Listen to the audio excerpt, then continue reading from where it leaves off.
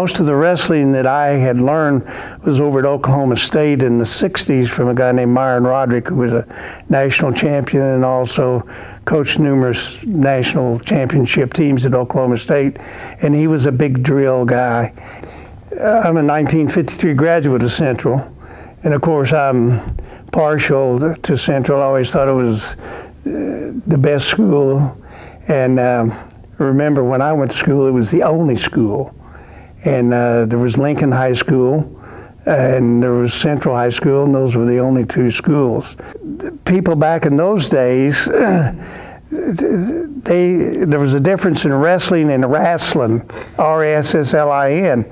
And coming from the Ozarks and being a guy that's lived here all his life, these people would come up to me, and I remember a mother one time said, "Coach," says, "my boy's going to wrestle for you." I said, "That's great." Says, "What color mask are you going to use?"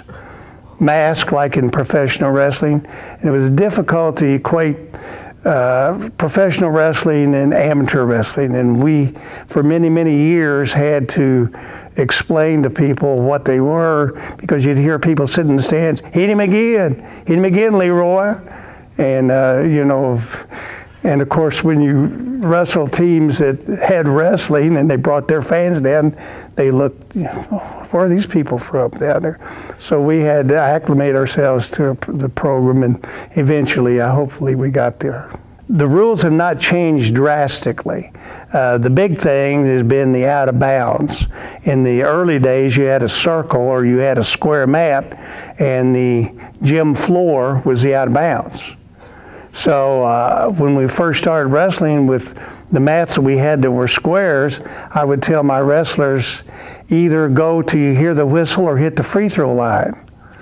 Well, remember, you're in the middle and you know where the free throw line, you had to be way out there. If you hit that free throw line, you better quit. And so as a result, you know, you've heard of mat burns. Well, in wrestling, we had some floor burns too, from being off the mat. Well, it was a very primitive program to start with, because when we started in 1966, there was no one that had a wrestling room. And we started in a machine shop, which is now defunct because it's torn down. And it was a concrete floor, and we had little folding mats is what we had to wrestle on. And back in those days, when we first started, the athletic director bought a half a mat. Now the half a mat was 24 by 24, so you had half of that mat. Yes, the Wilson brothers, David Wilson took 6th.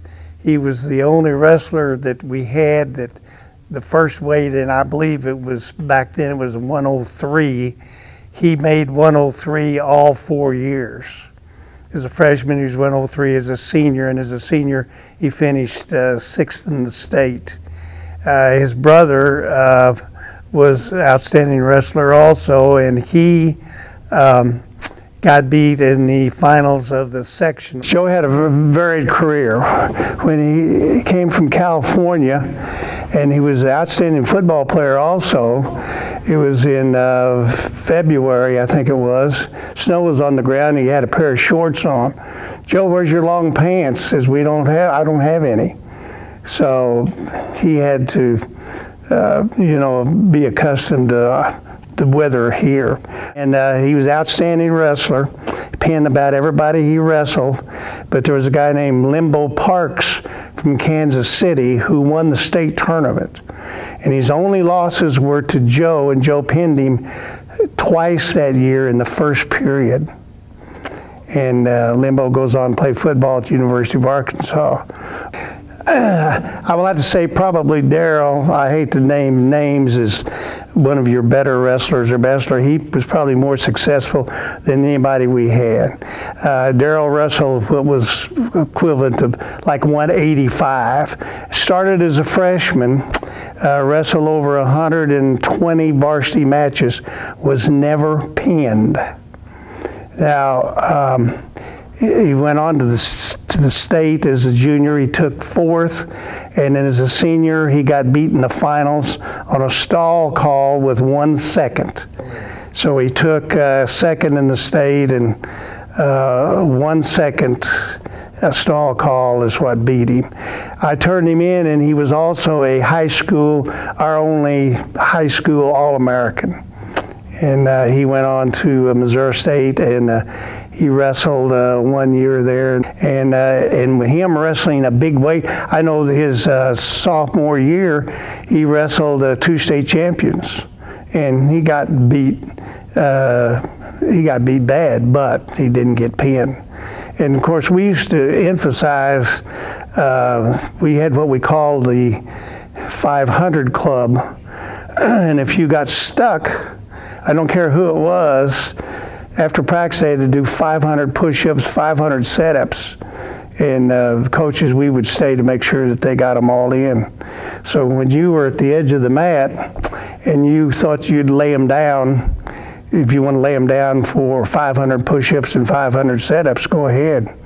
And that was a little added incentive to not get stuck. So as a result, in duels, as you very well know, that's 6 points for a stick, 3 points for a win, and that won a lot of matches for us because we didn't get pinned. Well, I'd always stress that we had a tradition, and the tradition didn't mean you would get beat on occasion, but put it this way, you always look good even if you lost. All the Bulldog faithful rally behind the men who now wear the red and black with 2 words, 2 simple words, which express the sentiments of the entire Bulldog Nation.